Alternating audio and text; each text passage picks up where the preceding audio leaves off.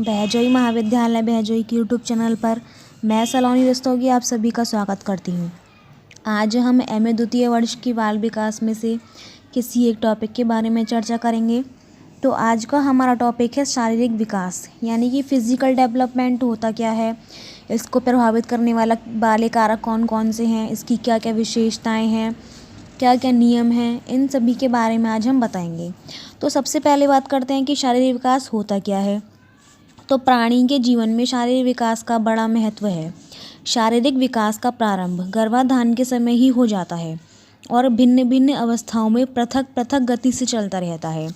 बच्चों का शारीरिक विकास उसके सभी प्रकार के विकासों जैसे मानसिक विकास, संवेगात्मक विकास तथा सामाजिक विकास सभी को प्रभावित करता है। विद्वानों का मानना है कि जिस बच्चे का शारीरिक विकास अच्छा होता है उसका मानसिक विकास भी तीव्र गति से होता है। इसी प्रकार शारीरिक विकास पर ही सामाजिक और संवेगात्मक विकास निर्भर रहता है। जो बच्चे अस्वस्थ व कमज़ोर होते हैं वे स्वभाव से चिड़चिड़े हो जाते हैं, जिससे उनके समूह के साथी भी कम होते हैं और उनका सामाजिक विकास भी ठीक प्रकार से नहीं हो पाता है।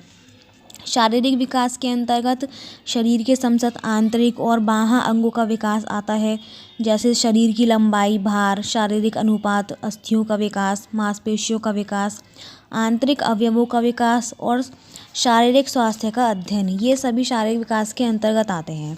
तो ये हमारा शारीरिक विकास कहलाता है। अब देख लेते हैं शारीरिक विकास का महत्व, यानी कि इसका क्या क्या महत्व है।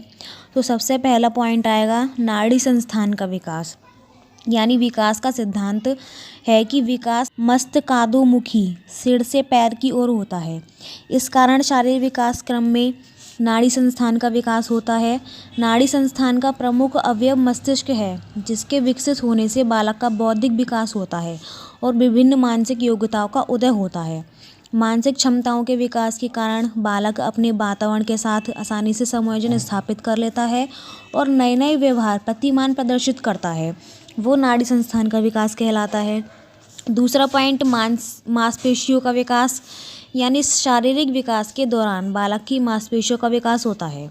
मांसपेशियों के विकास से बालक में क्रियात्मकता क्षमताओं में विकास होता है, जिससे बालक आयु के अनुसार धीरे धीरे खड़े होने, चलने, दौड़ने, भागने की क्रियाओं को सफलतापूर्वक संपन्न कर लेता है। उसके बाद अगला पॉइंट अंतःस्रावी ग्रंथियों का विकास, यानी कि शारीरिक विकास के अंतर्गत तीसरा और महत्वपूर्ण विकास जो है वो अंतःस्रावियों का विकास होना है। अवस्था अनुसार उसकी क्रियाशीलता में वृद्धि होना है। शरीर में अनेक अंतःस्रावी ग्रंथियाँ पाई जाती हैं जो पृथक पृथक अवस्था में क्रियाशील होकर शारीरिक विकास में अपना योगदान देती हैं। जैसे गले में स्थित थायराइड ग्रंथि का स्राव शारीरिक और मानसिक विकास में अपना सक्रिय योगदान देता है। उसके बाद आता है शारीरिक संरचना का विकास, यानी शारीरिक संरचना के अंतर्गत संपूर्ण शारीरिक संरचना जैसे लंबाई, भार, शारीरिक अनुपात, चेहरा, अस्थियाँ, मांसपेशियाँ आदि सभी का विकास होता है, जिससे बालक के अच्छे शारीरिक ढांचे का निर्माण होता है। शारीरिक ढांचा बालक के बाह्य व्यक्तित्व का आधार होता है। एक पतले दुबले बालक की तुलना में एक शारीरिक रूप में सुसंगठित बालक अधिक प्रभावशाली दिखाई देता है। उसके बाद स्वस्थ शरीर का विकास, यानी शारीरिक विकास का एक महत्वपूर्ण पहलू यह भी है कि शारीरिक विकास के अंतर्गत जो भी विकास हो वह सामान्य हो तथा सभी अंग सामान्य शारीरिक अवस्था में हों और संतुलित ढंग से कार्य करते हों। यदि सभी अंग सामान्य ढंग से विकसित होते हैं और संबंधित होकर कार्य करते हैं तो निश्चय ही बालक का शारीरिक विकास अच्छा होता है तथा बालक स्वस्थ और निरोगी रहता है। ये हमारे शारीरिक विकास का महत्व कहलाता है। अब देख लेते हैं शारीरिक विकास की विशेषताएं क्या क्या हैं।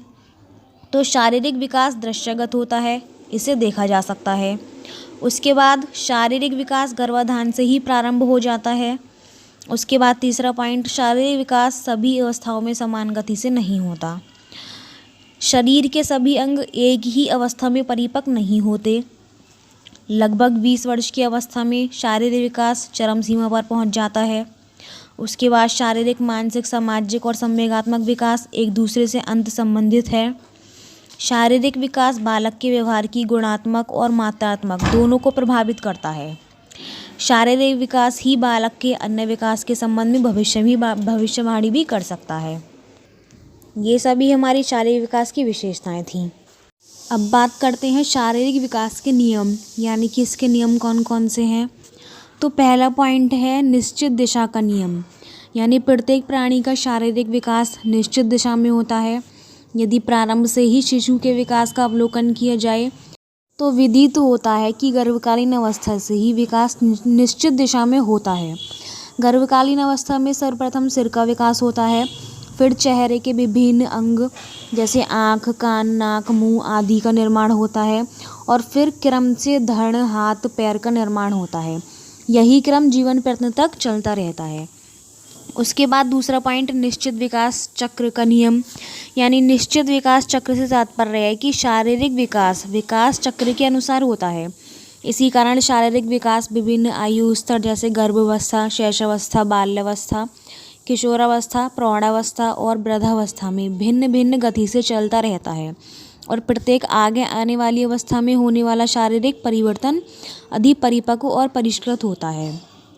उसके बाद लयात्मक विकास का नियम, यानी प्राणी के शारीरिक विकास क्रम में एक लय पाई जाती है। जैसा कि शारीरिक विकास चक्र से पहले में वर्णन किया गया है कि शारीरिक विकास 4 अवस्था में होता है।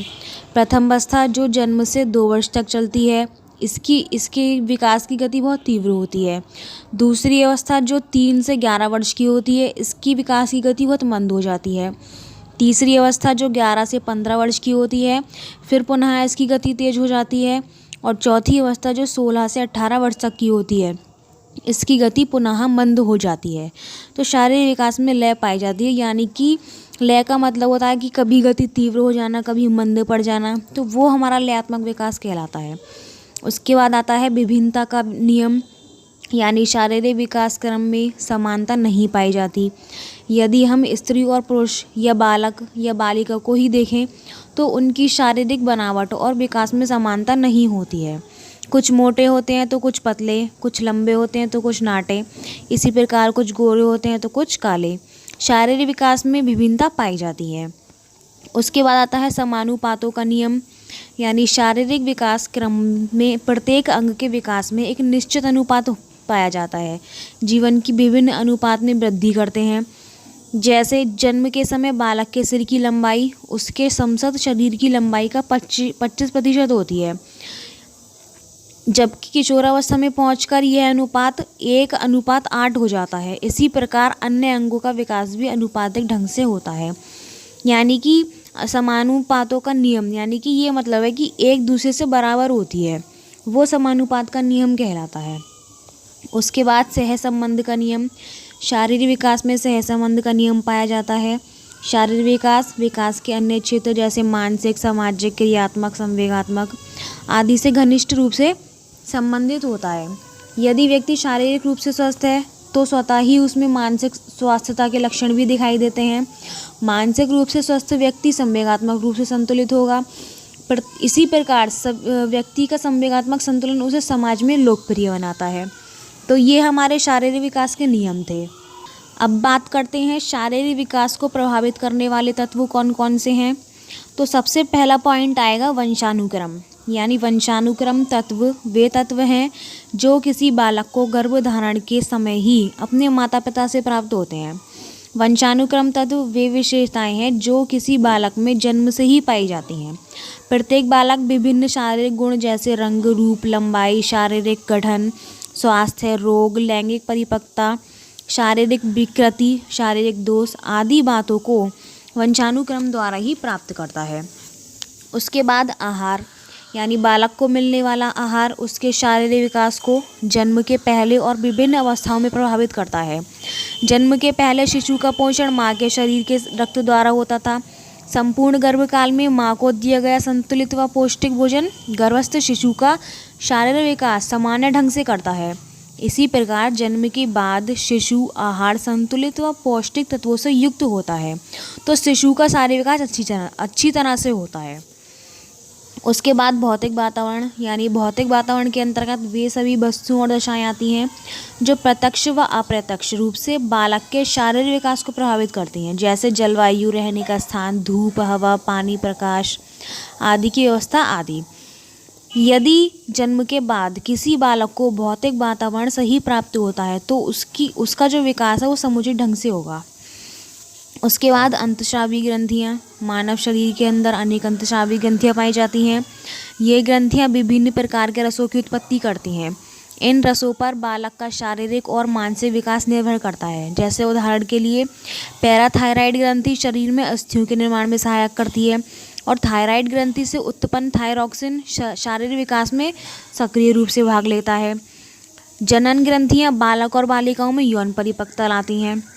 शरीर में इन ग्रंथियों का विकास अति क्रियाशीलता और कम क्रियाशीलता तीनों ही बातें विकास को इसको प्रभावित करती हैं। उसके बाद है रोग, यानी शारीरिक बीमारियां शारीरिक विकास को विशेष रूप से प्रभावित करती हैं। जैसे बचपन की गंभीर बीमारी और लंबे समय तक चलने वाली बीमारियां बालक के स्वस्थ शारीरिक विकास में रुकावट उत्पन्न करती हैं, क्योंकि जब तक बालक रोगी रहता है तब तक उसका शारीरिक विकास सामान्य गति से नहीं होता।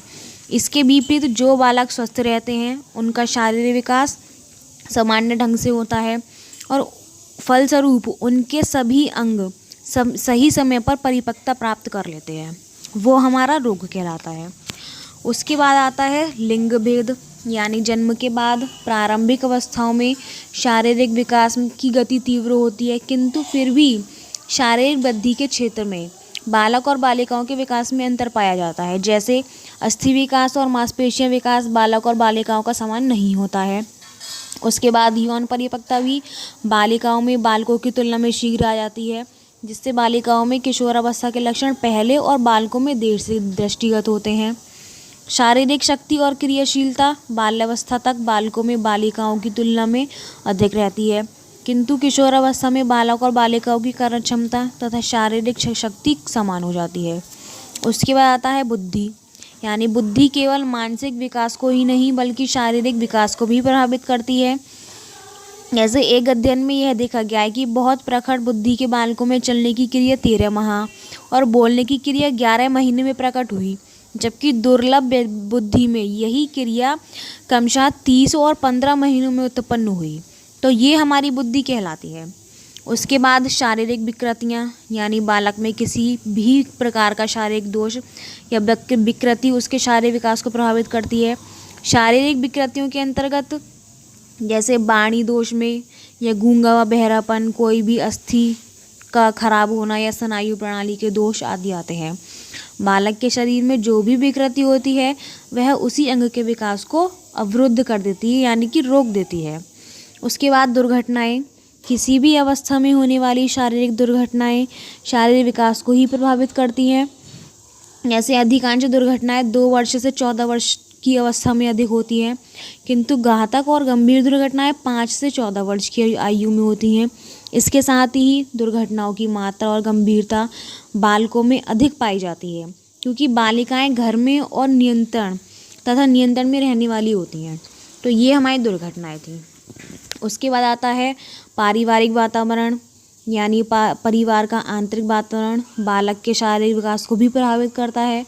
परिवार के वातावरण से तात्पर्य परिवार में बच्चे के मानसिक संवेगात्मक संरक्षण से है। जिन परिवार का आंतरिक वातावरण खुशहाल होगा वहाँ के बच्चे स्वयं को सुरक्षित महसूस करते हैं और अपनी विभिन्न क्रियाकलापों को भय रहित होकर करते हैं। जो भी उनको क्रिया करनी होती है वो बिना डर के करते हैं। उन्हें संवेगात्मक तनाव नहीं होता, जिससे उनका शारीरिक विकास भली प्रकार होता है। ये हमारे शारीरिक विकास को प्रभावित करने वाले कारक थे। तो इसी के साथ हमारा आज का टॉपिक शारीरिक विकास समाप्त होता है। धन्यवाद।